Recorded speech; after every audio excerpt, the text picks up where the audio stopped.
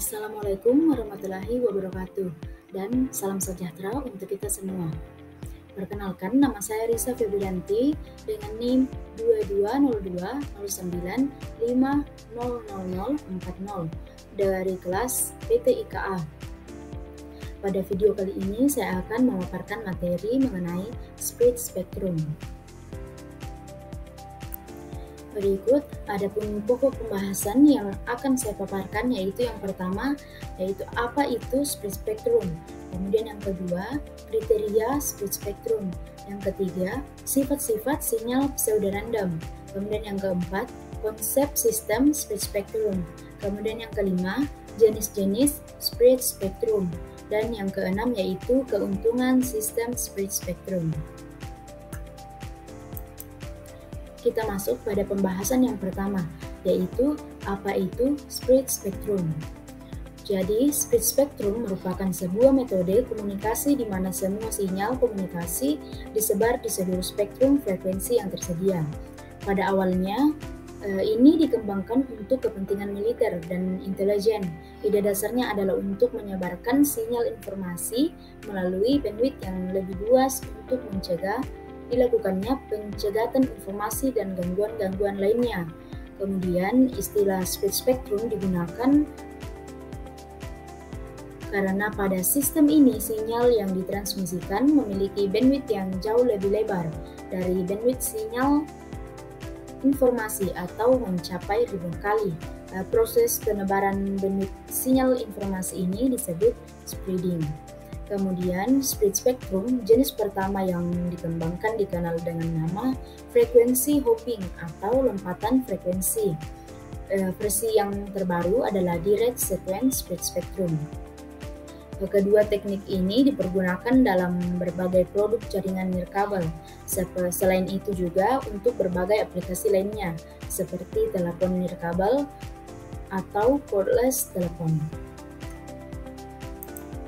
Kemudian pembahasan yang kedua yaitu apa saja kriteria spread spectrum. Sebuah sistem dapat disebut spread spectrum jika memenuhi beberapa kriteria. Kriteria tersebut yaitu yang pertama yaitu sinyal yang dikirimkan menduduki bandwidth yang jauh lebih lebar daripada bandwidth minimum yang diperlukan untuk mengirimkan sinyal informasi. Kemudian kriteria yang kedua yaitu pada pengirim terjadi proses spreading yang menebarkan sinyal informasi dengan bantuan sinyal kode yang bersifat independen terhadap informasi. Kemudian kriteria yang ketiga yaitu pada penerima terjadi proses de-spreading yang melibatkan korelasi antara sinyal yang diterima dan replika sinyal kode yang dibangkitkan sendiri oleh suatu generator lokal. Kemudian pembahasan yang berikutnya yaitu sifat-sifat sinyal pseudo-random. Jadi sifat yang pertama yaitu balance property. Pada kondisi balance, untuk sekuen biner yang bagus mensyaratkan jumlah bit 1 dan jumlah bit 0 yang muncul sama. Beda yang diizinkan maksimum adalah 1 digit. Kemudian sifat yang kedua yaitu run property. Suatu run didefinisikan sebagai suatu sekuen tipe single pada bit-bit atau binary digit. Kemunculan digit yang berlawanan dalam suatu sekuen akan memenuhi run yang baru. Panjang run adalah jumlah digit-digit dalam run. Pada suatu periode yang tersusun dari 1 dan 0, diketahui bahwa 0,5 run masing-masing tipe 1. Sepanjang sekitar 1/4 panjang 2 dan 1/8 pada panjang 3 dan seterusnya. Kemudian sifat yang ketiga yaitu correlation property. Jika suatu periode pada sekuen dibandingkan secara term by term dengan suatu siklus yang digeser terhadap dirinya sendiri, akan didapat periode di mana sinyal itu akan memiliki perulangan pada dua sinyal periode yang sama. Maka keduanya benar-benar mirip. Kemudian kondisi ini dalam bentuk ternormalisasi memiliki nilai korelasi 1. Untuk suatu kondisi di mana bentuk sinyal pertama bertolak belakang dengan sinyal kedua, maka dinyatakan memiliki korelasi -1. Kemudian pada gambar di bawah ini menampilkan sebuah gambaran korelasi dua sinyal secara sederhana, seperti pada gambar A, B, dan C. Gambar A dan B memiliki korelasi 1, sedangkan gambar A dengan C memiliki korelasi -1. Kemudian pembahasan yang keempat yaitu konsep sistem spread spectrum. Pada slide ini menampilkan sebuah gambaran tentang karakteristik kunci beberapa sistem spektrum penyebaran. Prosesnya yaitu sebuah input dimasukkan ke dalam suatu channel encoder yang menghasilkan sebuah sinyal analog dengan bandwidth sempit relatif di seputar beberapa frekuensi pusat. Kemudian sinyal ini dimodulasikan menggunakan deretan digit-digit tidak beraturan yang disebut pseudorandom sequence. Efek dari modulasi ini adalah untuk meningkatkan secara signifikan bandwidth sinyal yang ditransmisikan. Kemudian pada ujung penerima atau receiver, deretan digit yang sama digunakan untuk mendemodulasikan sinyal spektrum penyebaran. Terakhir, sinyal dimasukkan ke dalam sebuah channel encoder-decoder untuk melindungi data. Kemudian pembahasan yang kelima yaitu jenis-jenis spread spectrum.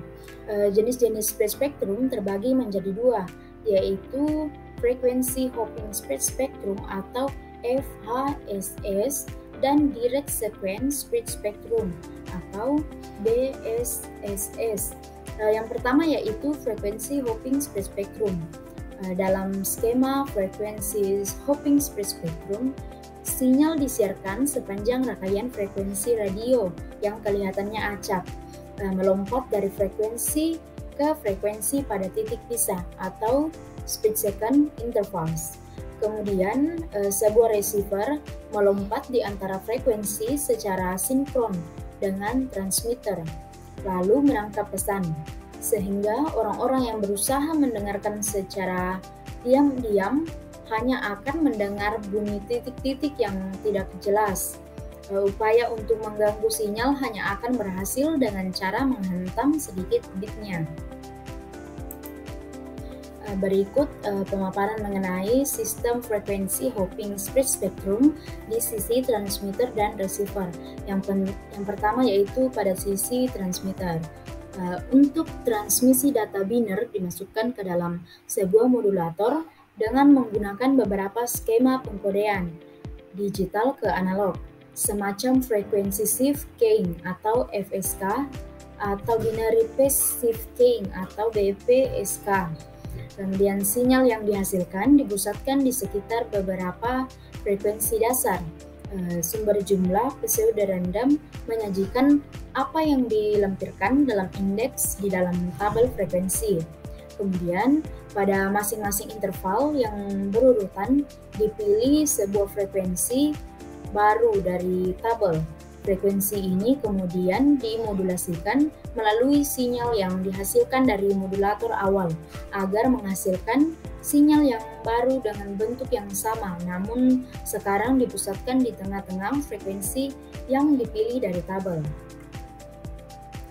Kemudian pada sisi receiver. Pada sisi receiver atau penerima, sinyal spektrum penyebaran didemodulasikan menggunakan sejumlah frekuensi yang sama yang didapatkan dari tabel, kemudian didemodulasikan agar menghasilkan sebuah data output. Sebagai contoh, bila FSK digunakan, modulator memilih salah satu dari dua frekuensi, katakanlah F0 atau F1, berkaitan dengan transmisi biner 1 atau biner 0.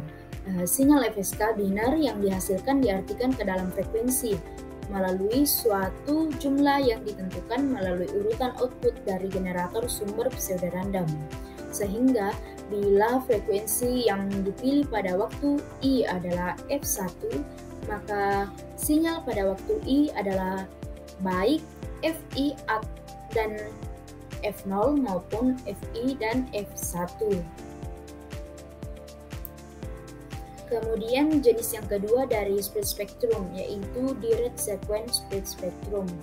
Jadi DSSS adalah salah satu teknik spread spectrum atau spektral tersebar, yaitu suatu jenis modulasi di mana lebar bidang frekuensi atau bandwidth transmisi yang digunakan jauh lebih besar daripada lebar bidang frekuensi minimum yang dibutuhkan untuk mentransmisikan informasi. Sementara tidak ada kaitan langsung antara lebar bidang frekuensi keluaran dengan modulasi oleh sinyal informasinya. Kemudian dengan adanya pemodulasian secara direct sequence spread spectrum, sinyal informasi yang mempunyai lebar bidang frekuensi terbatas akan ditebarkan pada daerah frekuensi yang jauh lebih lebar, serta akan dapat bekerja pada rapat spektral daya yang rendah. Kemudian direct sequence spread spectrum pada sisi transmitter. Pada direct sequence spread spectrum, proses penebaran dilakukan dengan melakukan perkalian langsung atau direct di antara sinyal informasi yang dimodulasikan secara digital dengan suatu urutan spreading code atau kode penebar. Lebar bidang frekuensi daerah sinyal informasi ditebarkan tergantung pada chip rate atau laju chip dari kode penebar, di mana kode penebar ini dihasilkan oleh suatu PN atau pseudo noise generator dengan panjang urutan tertentu yang dapat diprogram. Selanjutnya pada sisi receiver, proses demodulasi atau despreading sinyal direct sequence spread spectrum dilakukan menggunakan proses korelasi antara sinyal direct sequence spread spectrum diterima dengan replika kode penebar yang dibangkitkan di penerima dengan bantuan rangkaian akuisisi dan tracking. Karena sinyal informasi ditebarkan pada daerah frekuensi yang cukup lebar dengan teknik direct sequence spread spectrum, sinyal informasi akan tahan terhadap sinyal interferensi atau gangguan dari luar dan sinyal jamming atau pengecetan yang sengaja dilakukan oleh perangkat komunikasi lain.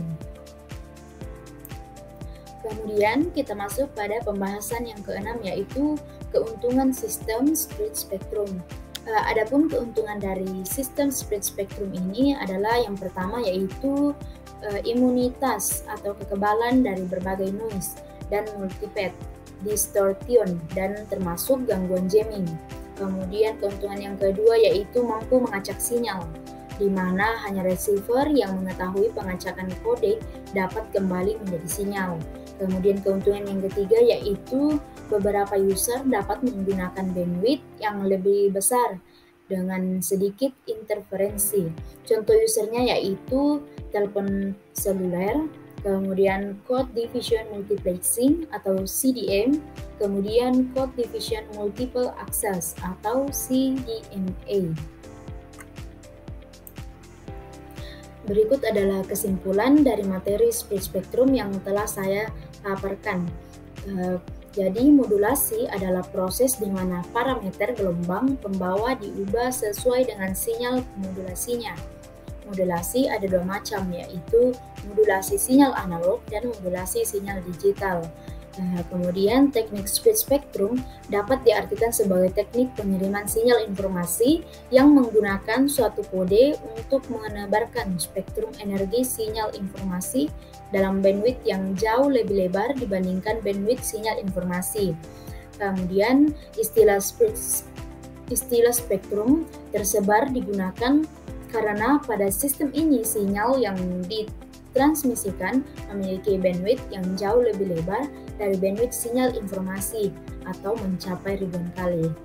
Kemudian ada pun jenis-jenis dari spread spectrum. Yang pertama yaitu frekuensi hopping spread spectrum. Dalam teknik ini perubahan frekuensi carrier pada interval waktu yang teratur. Frekuensi yang dipilih dari kelompok yang telah ditentukan dalam spektrum yang tersedia dan mereka mengubah dalam urutan ditentukan oleh pseudo-random sequence dengan karakteristik yang mirip dengan thermal noise. Dengan demikian, nama tersebut adalah PN atau pseudo noise sequence. Kemudian jenis yang kedua yaitu direct sequence spread spectrum. Prinsip dari metode direct sequence adalah memancarkan sinyal dalam pita yang lebar dengan pemakaian pelapisan atau multiplex, kode atau signature untuk mengurangi interferensi dan noise. Cukup sekian pemaparan materi spread spectrum kali ini. Untuk kelebihan, kekurangan, serta kesalahan kata yang ada pada video kali ini mohon dimaafkan, dan saya ucapkan wassalamualaikum warahmatullahi wabarakatuh dan terima kasih.